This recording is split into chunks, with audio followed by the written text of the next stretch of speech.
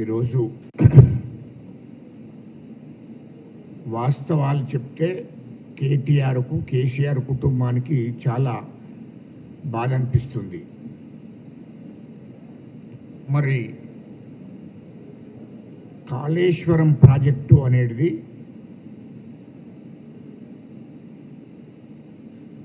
కాంగ్రెస్ ప్రభుత్వం ఏర్పడ్డ నాడు మా ముఖ్యమంత్రి రేవంత్ రెడ్డి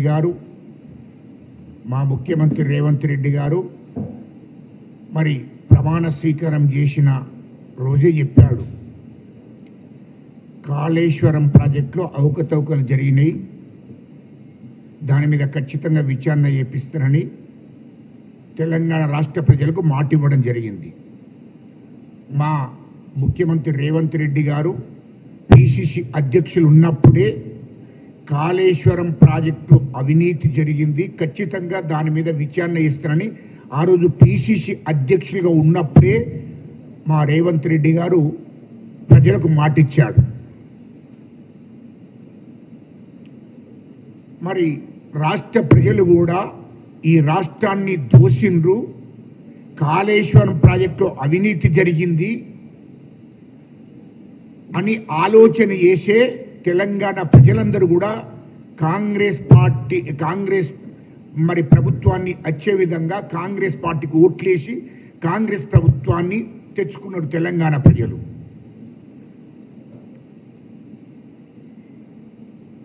మరి మీకెందుకు అగులుపుగులవుతుంది కేటీఆర్? నాకు అర్థం కావడంలే. అది విచారణ జరుగుతుంది, కాళేశ్వరం ప్రాజెక్టు మీద విచారణ జరుగుతుంది. ఆ విచారణకు ఈటల రాజేందర్ గారిని, హరీష్ రావు గారిని, కేసీఆర్ని, మరి అంతకుముందు దానికి సంబంధించినటువంటి కాళేశ్వరం ప్రాజెక్టుకు సంబంధించినటువంటి చీఫ్ ఇంజనీర్లను, అధికారులను అందరినీ కూడా విచారణ చేశారు. ఆ విచారణలో మరి చీఫ్ ఇంజనీర్లు అక్కడ ఉన్నటువంటి అధికారులు అందరూ కూడా ఇది మాకు సమ్మతం లేకుండా మా మాట వినలేదు, ఆనాటి రాష్ట్ర ముఖ్యమంత్రి కేసీఆర్ మా మాట వినలేదు, మేము చెప్పినట్టు వినలేదు, ఆయన ఇష్టం వచ్చినట్టు చేసిండు, ఆయననే ఒక ఇంజనీర్గా వ్యవహరించాడు, ఆయన ఆలోచన విధానాన్ని మరి ఆ కాళేశ్వరం ప్రాజెక్టు మీద పెట్టి ఆ కాళేశ్వరం ప్రాజెక్టు నిర్మాణానికి పూర్తిగా ఆయననే బాధ్యత తీసుకున్నాడు, మాకు సంబంధమే లేదు అని చెప్పి అక్కడ ఉన్నటువంటి చీఫ్ ఇంజనీర్లు ఉన్నంత అధికారులందరూ కూడా అదే మాట చెప్పారు. దానికి సంబంధించిన అధికారులందరినీ విచారణ చేసిన తర్వాతనే మాజీ ముఖ్యమంత్రి కేసీఆర్ను విచారణకు పిలవడం జరిగింది. అంటే ఎంత అవినీతి జరగని రాష్ట్రం మొత్తం నాశనమైనా ఇక మిమ్మల్ని విచారణకు పిలువద్దా? అంటే కాళేశ్వరం ప్రాజెక్టుని మీరు అబ్బజాగిరి అయ్యింది. నాకు అర్థం కాలే. తెలంగాణ ప్రజల సొమ్మును తీసుకొనే మీరు కాళేశ్వరం ప్రాజెక్టు కట్టారు. లేకుంటే కేసీఆర్ అయ్యేది కాదు, లేకుంటే కేటీఆర్ అయ్యేది కాదు. ఆ సంపదంతా, ఆ డబ్బంతా ఎవడప్ప సొమ్ము అనుకుంటున్నారు? విచారణకు ఎందుకు పిలుస్తున్నారు? విచారణ తప్పు అని వాడెవడో హరీష్ రావు అంటాడు, అదే కవిత అంటది, అదేవిధంగా కేటీఆర్ అంటున్నాడు. ఏంద్రబాయ్ ఎవడు మీ ఇంటికి సొమ్మ ఇదంతా? ఈ డబ్బంతా ఎక్కడిది? కాళేశ్వరం ప్రాజెక్టు కట్టింది అంతా ప్రభుత్వ సొమ్ము, ప్రజల సొమ్ము. ఆ డబ్బుతోనే కాళేశ్వరం ప్రాజెక్టు కట్టడానికి మీరు సిద్ధపడ్డారు. ఇలా 60,000 కోట్ల నుంచి వెళ్ళి 70,000 కోట్లు, 70,000 కోట్ల నుంచి వెళ్ళి 80,000 కోట్లు, 80,000 కోట్ల నుంచి 1,50,000 కోట్లు పెంచారు. దాంట్లో అవినీతి జరిగింది. ఆ ప్రాజెక్ట్ అక్కడ పిల్లలు కూలిపోయినాయి. అది దేశ ప్రజలకు తెలుసు, మీడియా మిత్రులకు తెలుసు. మరి కేంద్ర ప్రభుత్వం తరపున అక్కడ ఉన్నటువంటి దానికి సంబంధించినటువంటి ఆఫీసర్లందరూ విచారణ చేశారు. అది వాస్తవాలు, దాని మీద వాస్తవమే ఇది కూలిపోయిందని నిర్ధారణ అయింది.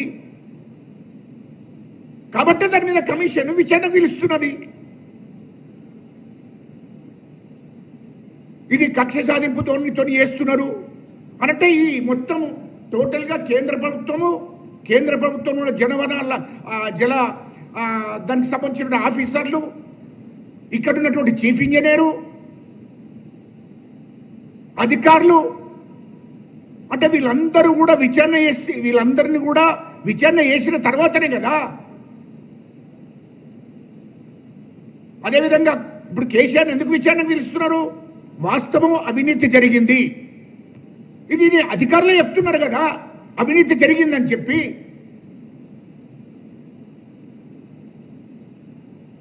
అవినీతి జరిగినప్పుడు ఏ ముఖ్యమంత్రినైనా పిలుస్తారు. ఇలా దేశంలో ఏ ముఖ్యమంత్రినైనా పిలిచారు. అవినీతి జరిగినప్పుడు ముఖ్యమంత్రులను విచారణ చేస్తారు, అవసరం అనుకుంటే ప్రధానమంత్రిని కూడా విచారణ చేస్తారు. ఏదో పెద్ద నీతిపరులాగా మేము ఏమి అన్యాయం చేయలేదు, లేకుంటే మేము దోపిడీ చేయలేదు, మేము అవినీతి చేయలేదు అన్నట్టు.